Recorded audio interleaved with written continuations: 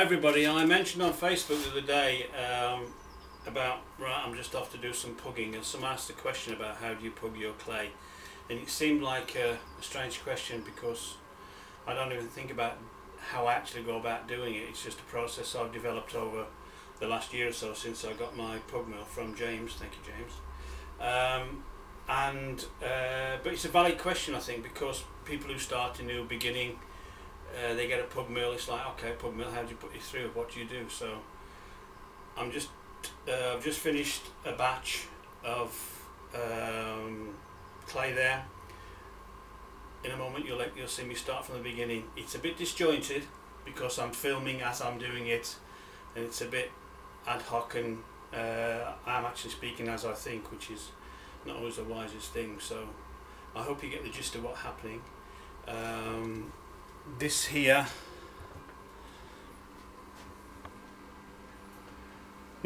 is 3 bags of clay. It goes down, that's quite deep there, so there's another layer underneath there.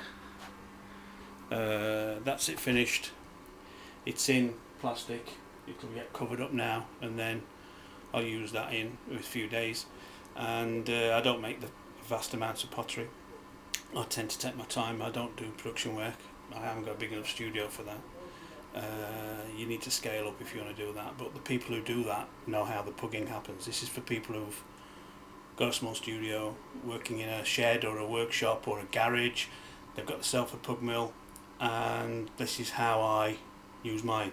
Not the way to use it, but it's how I use it. So the first process that I use is, just to explain it, I layer the two. Well, I have 3 bags of clay. I have one which is just normal basic stoneware. Then I have a bag of crank, and then another bag of stoneware will go on the top of there.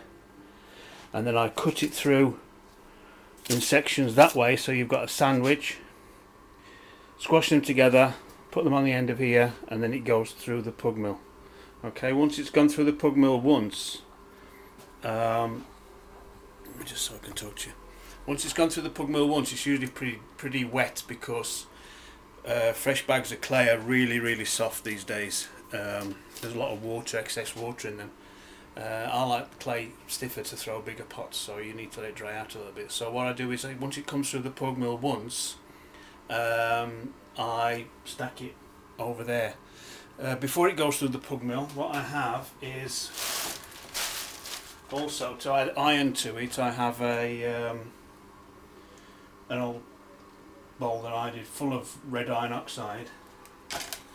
And what I do is, each clump that goes through the pug mill, I dip it in the iron oxide, put it through the pug mill, and it comes out this reddish brown colour.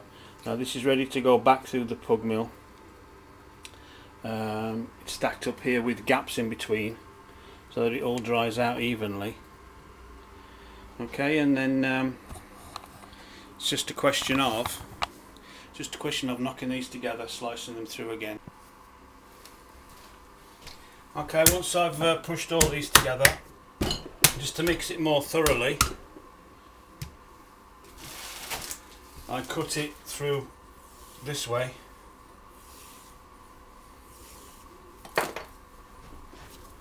Wedge these roughly together.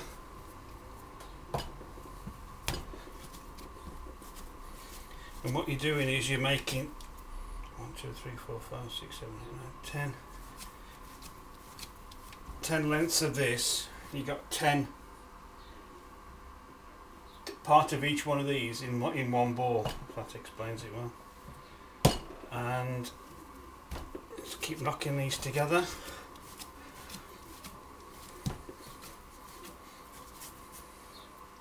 So that's them ready. Okay, that's how simple it is really. It's just a question of using every opportunity you can. When you're doing two different lots of clays, when you mix them together, using every opportunity you can to mix them again, so that when I have maybe a dozen lumps of clay here, various sizes according to how much I've cut off, I'll take a slice off the top of each one and put it through again. That way you're not keeping the same consistency. You're keeping the the dryness of it to the same consistency, because you're constantly using it every way you can to mix it together.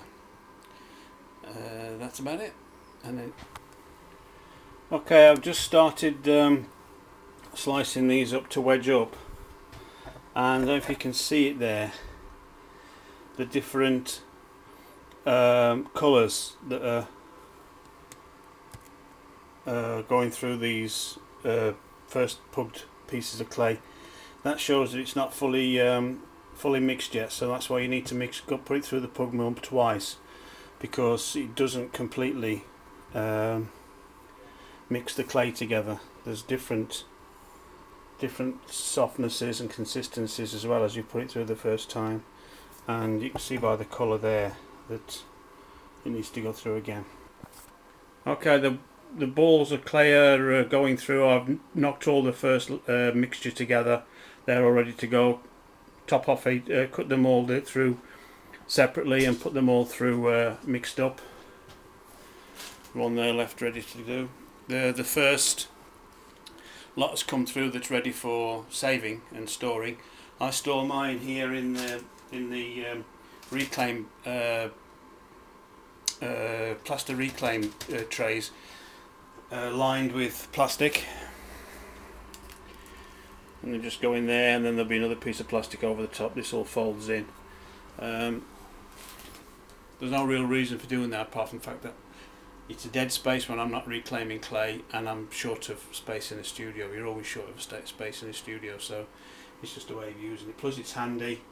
The good thing about it is that by chance the width of this here, that length there, is 1.5 kilos, which is about nearly 4 pounds. So if I'm making stuff, I just can tear it off in half, and you get 2 pounds of clay or whatever. So it's easy for me to know how much each piece goes, and it's just how much each piece weighs. So it's just a lucky coincidence that, but that's just useful use of space rather than any other reason for doing it. Okay.